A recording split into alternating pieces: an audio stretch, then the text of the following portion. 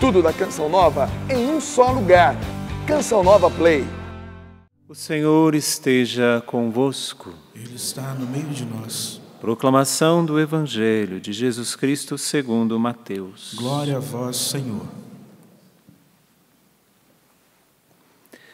Naquele tempo, apresentaram a Jesus um homem mudo que estava possuído pelo demônio. Quando o demônio foi expulso, o mudo começou a falar. As multidões ficaram admiradas e diziam: nunca se viu coisa igual em Israel. Os fariseus, porém, diziam: é pelo chefe dos demônios que ele expulsa os demônios. Jesus percorria todas as cidades e povoados, ensinando em suas sinagogas, pregando o evangelho do reino e curando todo tipo de doença e enfermidade. Vendo Jesus as multidões, compadeceu-se delas, porque estavam cansadas e abatidas, como ovelhas que não têm pastor. Então disse aos discípulos: a messe é grande, mas os trabalhadores são poucos. Pedi, pois, ao dono da messe que envie trabalhadores para a sua colheita. Palavra da salvação. Glória a vós, Senhor.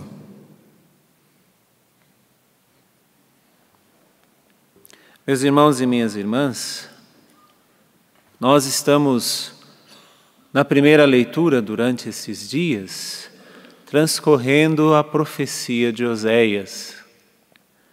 O povo estava em caminhos bem distantes de Deus, da aliança que eles tinham feito, e surge esse profeta, que vai ser chamado profeta da misericórdia, para chamar o povo de volta, para chamar o povo para pertinho do Senhor, para a fidelidade àquilo que foi a aliança que Deus fez com eles e eles aceitaram e fizeram com o povo.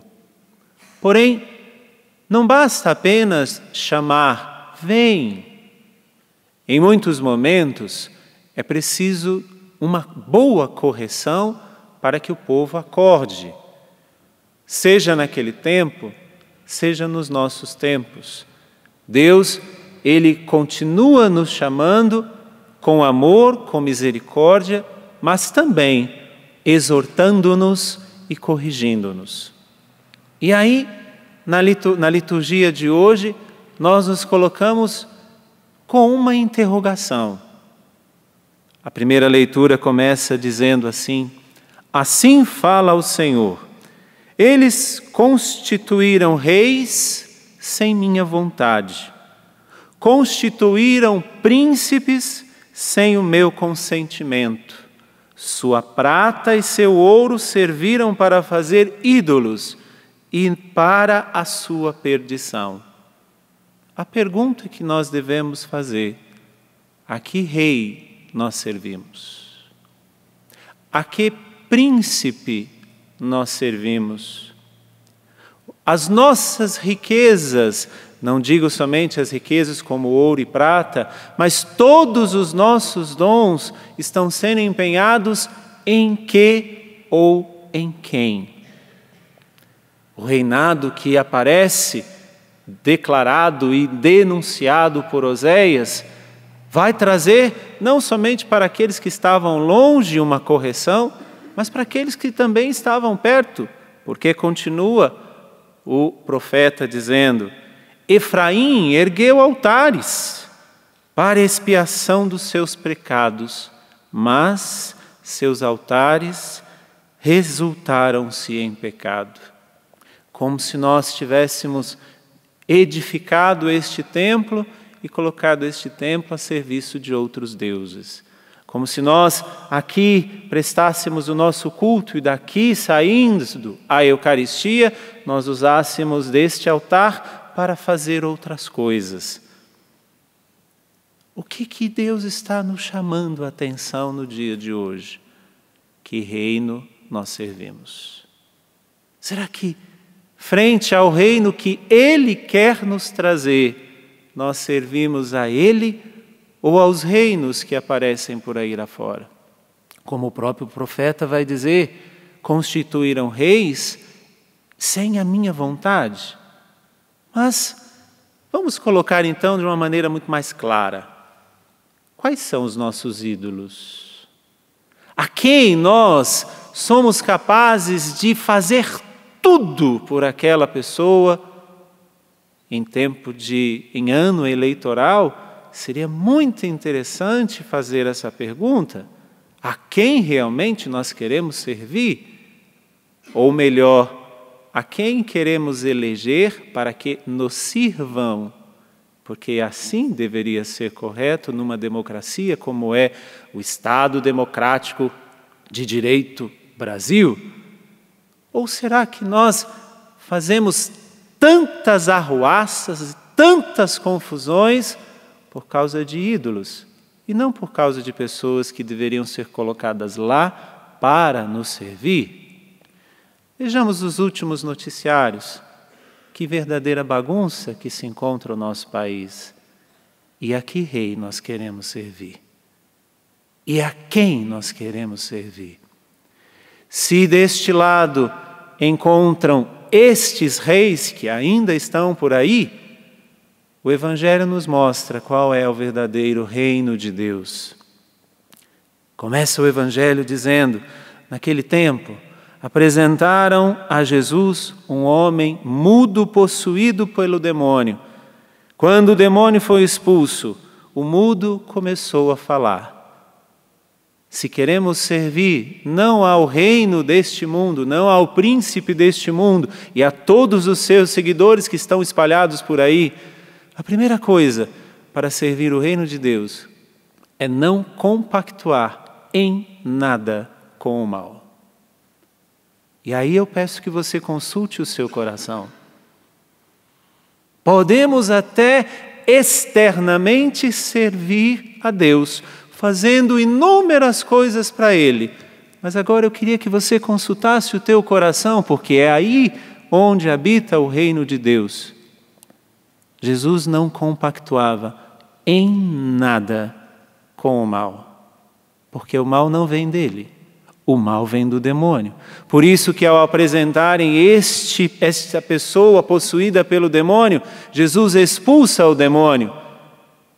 Quais são os demônios que nós temos que expulsar do nosso coração no dia de hoje para sermos servidores do reino de Deus? Não compactuar em nada, nem nos pensamentos, nem nos sentimentos, que muitas vezes somos escravizados por eles, mas não compactuar em nada com o mal para sermos servidores do reino de Deus e não de outro reino por aí afora. Continua o Evangelho. Jesus então percorria todas as cidades e povoados, ensinando em suas sinagogas e pregando o Evangelho do reino e curando todo tipo de doença e enfermidade. Se queremos ser servidores do reino de Deus e não dos outros reinados, onde nós estivermos, o Evangelho tem que estar. Volto a perguntar à sua consciência e ao seu coração. Onde você está, o Evangelho está. Que não adianta apenas lermos, não adianta apenas participarmos de atos litúrgicos. Se o Evangelho não se encarnar em nós, não estaremos servindo ao reino de Deus e sim aos reinos que, como vai dizer Oséias, não são do agrado de Deus. Porque o Evangelho onde chega, diz o Evangelho que nós ouvimos, o Evangelho pregado cura toda a enfermidade. Cura toda a enfermidade. Não porque nós somos curandeiros, porque isso vai ter promessas e mais promessas, como já estão acontecendo em ano eleitoral. Isso não é uma promessa, isso é uma verdade. Quando o Evangelho é pregado na nossa vida e pela nossa vida, não existe enfermidade que resista. Pensemos, não é chegar e falar para alguém, bastava a presença de Jesus para que o Evangelho fosse pregado. Quem quer servir ao reino de Deus, basta a própria presença para que o Evangelho seja pregado. Porque que coisa feia é um cristão incoerente que fala e não vive. Que coisa feia é um cristão inconsequente que até vem, até se aproxima. Não sei, não posso julgar o coração, mas inconsequente nos seus atos. Quem quer servir ao reino de Deus, prega o Evangelho onde quer que esteja. Esta é a segunda coisa. E continua o Evangelho de hoje dizendo: vendo então Jesus as multidões, compadeceu-se delas, porque estavam cansadas e abatidas como ovelha que não tem pastor. O reino de Deus, quando chega no nosso coração, é capaz de levar-nos a compadecer-nos de tudo e de todos. O compadecer é sofrer com. Ah, coitadinho, muitas vezes nós falamos, ou por causa da nossa insensibilidade e pelo número de tragédias que vão acontecendo, nós não sentimos mais esse sentimento tão belo e tão cristão que é a compaixão.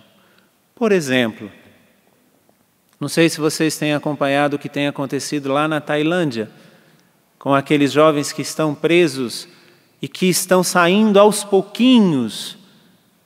Será que nós nos compadecemos? Ou é mais uma notícia?